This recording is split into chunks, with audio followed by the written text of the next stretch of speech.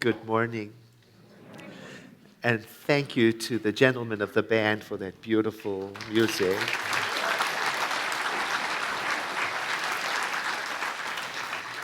Our theme for this month is spirituality in action. And our affirmation is, I celebrate the holy days because I can. And there are so many holy days to celebrate. So many traditions do their own thing. And we are fortunate at the Center for Spiritual Living that we have the freedom to explore other faith traditions and cultures. So I'd like to begin by describing a season for you. It's an old-fashioned season, a very festive season, and little children everywhere are filled up with building excitement because there is an anticipation of receiving gifts. And some of them are even anticipating staying up all night long. Houses in the neighborhood are being decorated outside, and inside, evergreens are being brought in, or at least boughs of holly, dressed up with twinkling stuff and ornaments. And it's a time of generosity. It's a time of hope. It's a time of feasting and being with loved ones. It's also a time of sending special greetings, cards, messages of love to people who are further away. It's a time to sing songs. It's a time to make merry.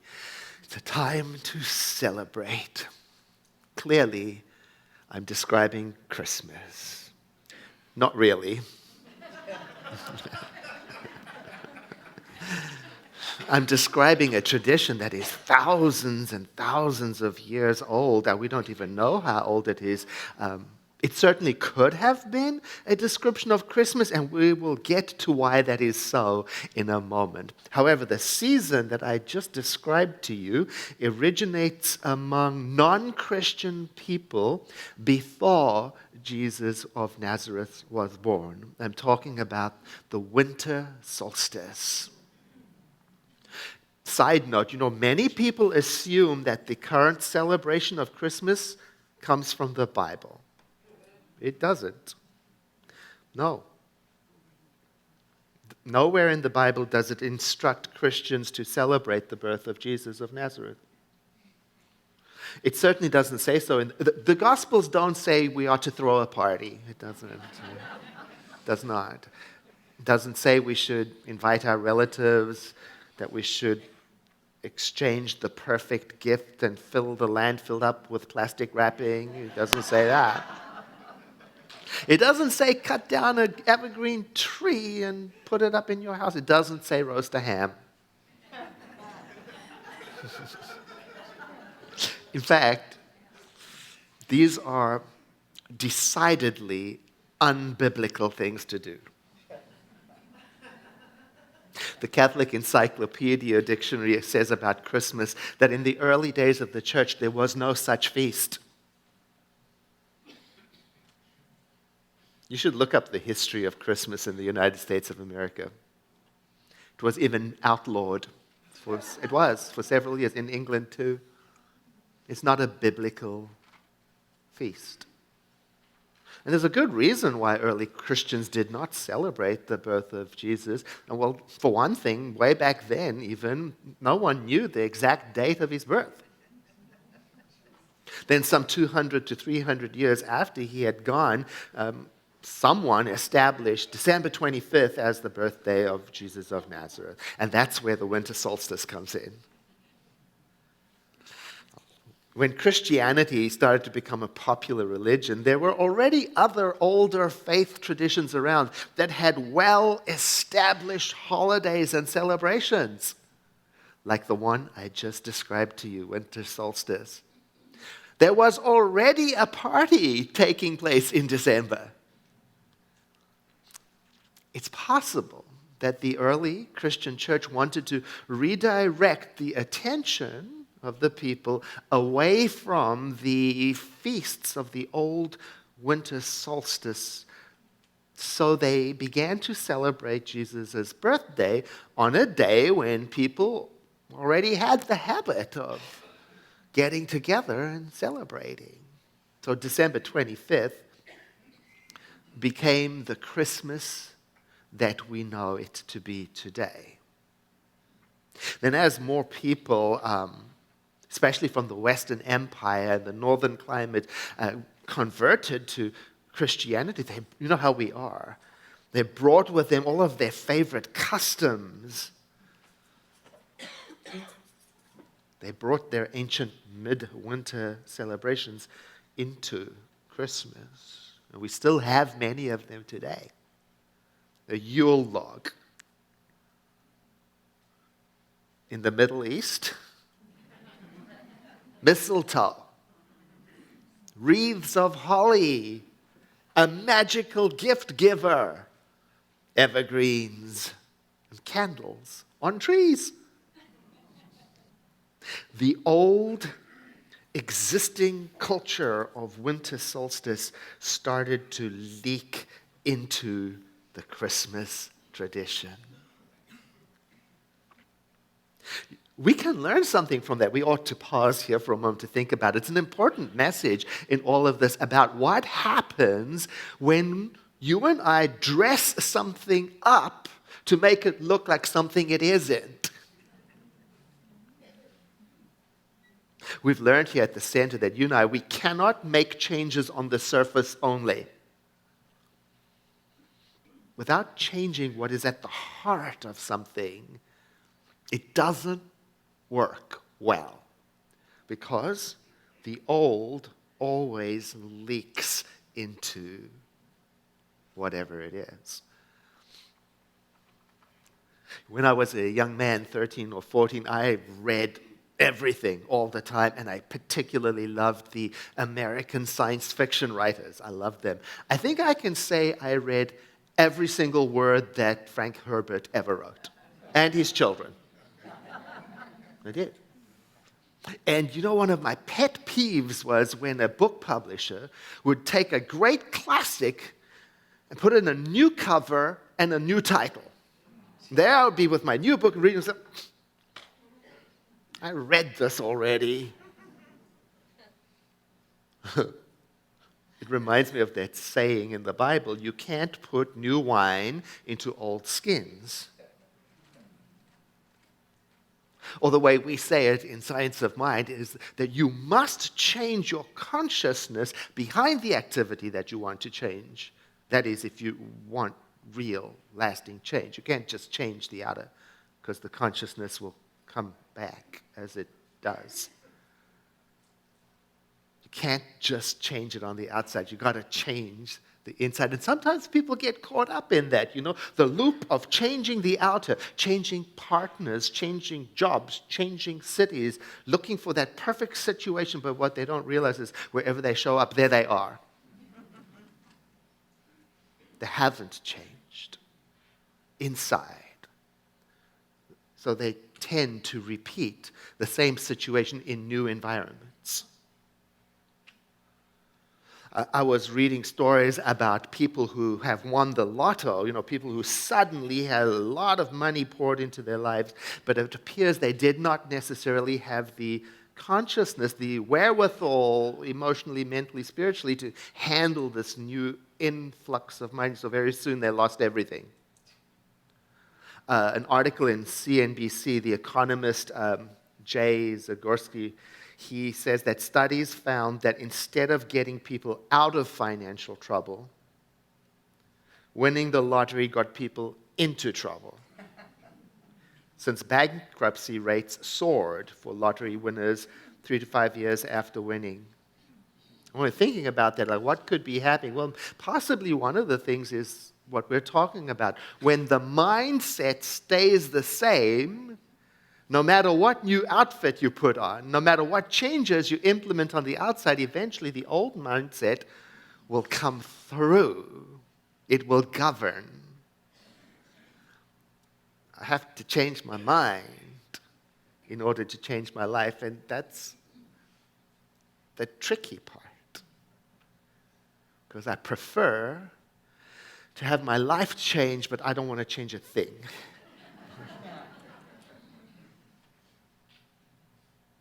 So although the Mass celebrating Christ's birth was dated on December 25th, the spirit of the winter solstice was so strong that its traditions just kept on leaking in. Because winter solstice is primal. It goes beyond religion. It focuses on something that is very meaningful to us and our ancient ancestors, fire and light. Before electricity, life was connected to fire and light. The sun was important. People had to get their tasks done in the light. So when winter started to arrive and the days were getting shorter and colder, there was some nervousness. The question is, will this change? Will the light come back? And then when it did, when the days began to lengthen, there was a big deal worth celebrating. Traditions like this can help us stay rooted in our cultural history. Traditions can help us learn from those who went before us. Traditions help us appreciate what we have today by comparison. When it comes time for winter solstice, I try to make a moment to really appreciate and be grateful for electricity. I can't imagine life relying entirely and only on the sun for light and warmth. Now, my calendar on my smart device, it tells me that December 21 is winter solstice. That's the moment when the Earth's axis is tilting most directly away from the sun. So that makes it the longest night of the year and the time of most darkness, when it is said that everything is uncertain. When things stand still. Now, if it weren't for my device and my calendar, I wouldn't know this necessarily about December 21, because I still have to work the same number of hours all seasons.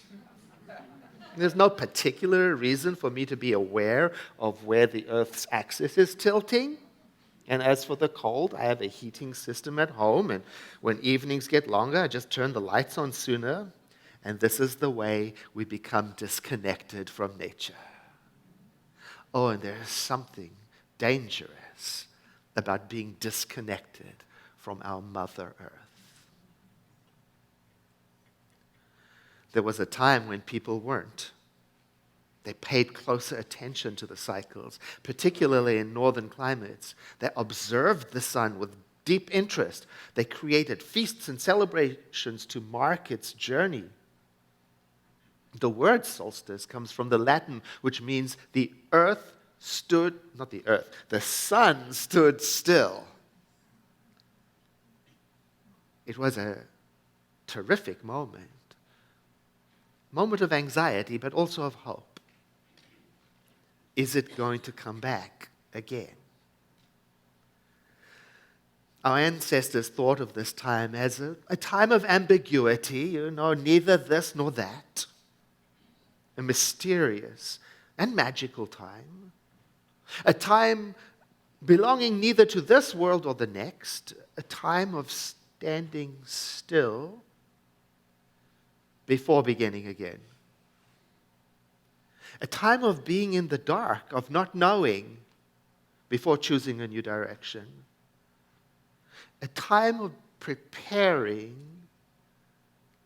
with faith and trust, preparing to receive the light on its return journey. Somewhat like that time the caterpillar spends in the cocoon, Not a butterfly yet, but no longer a caterpillar. It's a time of dissolving and reintegrating. You may have been there once or twice. And so it is also a time of letting go, to make room for that which wants to emerge. In today's world, releasing ceremonies have become a regular part of celebrating winter solstice. Some like to release the previous year, the good, the bad, the in-between. Some like to release regrets, disappointments, upsets, as a way of clearing the slate for a new beginning.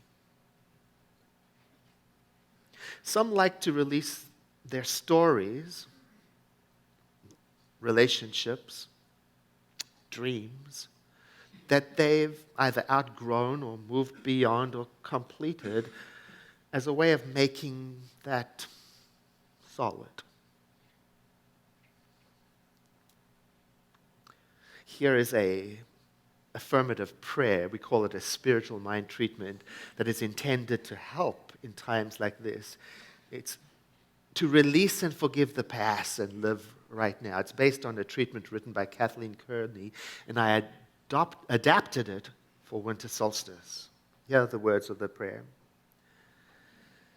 There is one life in and through each moment, one infinite presence enveloping everything and everyone, excluding nothing and no one.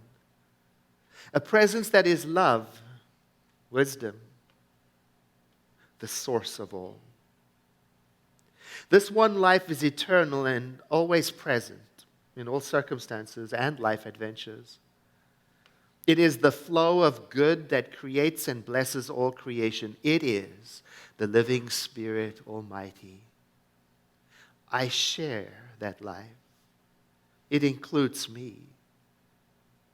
As the realization of Spirit's life flows through me, and as I open to it, love and wisdom, joy, and the reality of my connection with all things becomes evident. It is what I am. I am open to the guidance that the living Spirit Almighty, as love, inspires in me. I am open to its wisdom to guide me through this time of releasing and forgiving.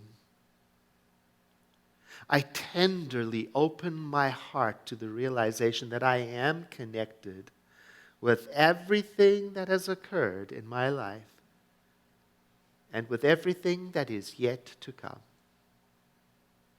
I tenderly accept that everything has its time and place, and that through it all, my spiritual evolution is unfolding as it should. I'm grateful for being exactly where I am right now, and for the wisdom to release that which no longer serves me. I appreciate all who share this moment of life with me. I honor every event, conversation, or circumstance that has brought me to a deeper understanding of divinity in my life. I cherish the understanding that I have the power to plant new seeds, start new adventures, form new connections.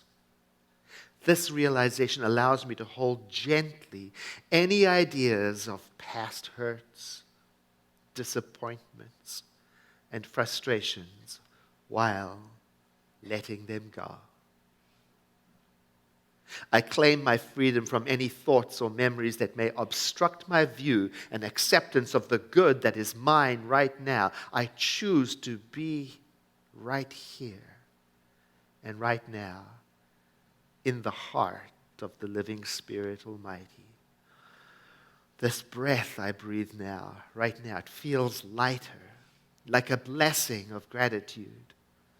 I'm giving thanks for everything that brings me back to my awareness of being connected to all that is. And going forward now, I release this word, letting the infinite presence as the law manifest that which I have spoken with faith. Oh, wouldn't it be nice to have that prayer on a piece of paper to carry around? Yeah. Well, good news for you. Yeah. But as you know, I never give anything away for free. Here's the deal. You have to come and say hello to me, and I'll give it to you afterwards. And I'll be standing outside next to the winter solstice mailbox. We've created one, and when you come and get this, there's a table there with cards where you have the opportunity to write down that which you would like to release and let go of. And then you put it in the winter solstice mailbox. And after today, I'm going to collect it all up. You don't have to write your name on. I'm not reading it. Maybe I should. I'm going to collect it all, and I'm going to take it out to a safe place. I'm not going to have a burning ceremony here. It's too triggering, We're not going to do that. No. I'm going to take it to a safe place, and I'm going to burn it all. And to make sure that I did it, I'm going to video record the burning and play the video for you tomorrow so you can see it all going up. It was actually next week is solstice. This is the prep work. Oh. What I love about seasonal festivities like winter solstice is that it can reconnect us to the natural world if we let it. And also to the invisible power that runs through it. I don't want to lose track of that. It's so easy to overlook that in our modern lives. Midwinter solstice celebration was a way of renewing community bonds, saying hello to each other. Bonds with the natural cycles, with God, and with each other. So I invite you, Saturday, December 21, to pause, to be still for a moment. You will have already done your releasing work through this ceremony or one that you do on your own. And so you have the opportunity then to just pause and be in the sacred stillness of non-movement in the dark. And to remember the message of solstice. And it's this: that the light always returns. Now, on ancient calendars, due to adopting different calendars and some inaccuracies, winter solstice took place on what was December 25th.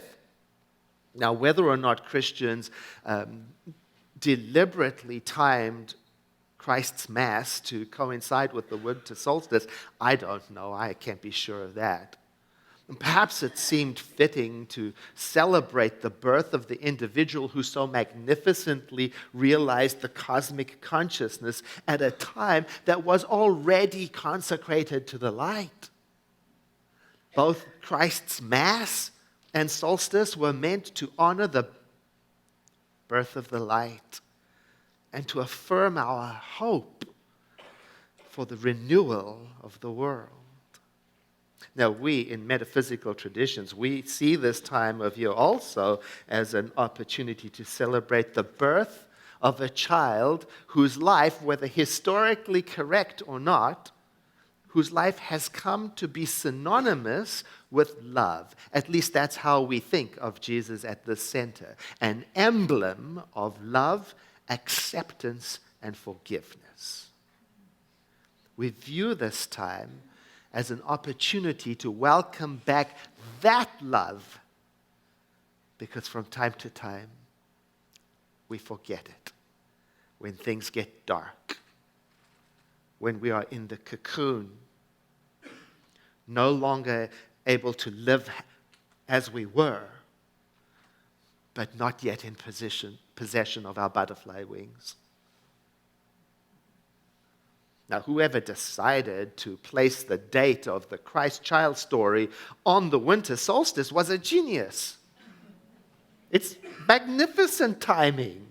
Because whether we are Jewish or Christian or pagan or Hindu or whatever we are, we have that primal response in us from our ancient foreparents that responds to the earth's message. It says, no matter how dark it is, no matter that the sun should stand still, no matter what has gone before, no matter if my heart is cold, no matter that the world seems covered in darkness. Somewhere in me is a small but magnificent light which is sufficient to rekindle the light necessary for my path. Somewhere in me, the sun is shifting and turning back to brighten my days. Somewhere in me, the memory of spring is starting to rustle. I invite you to take a deep breath in with me and to exhale into a moment of silent contemplation.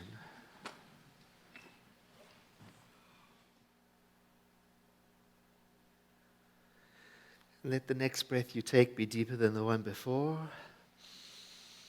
followed by a sigh.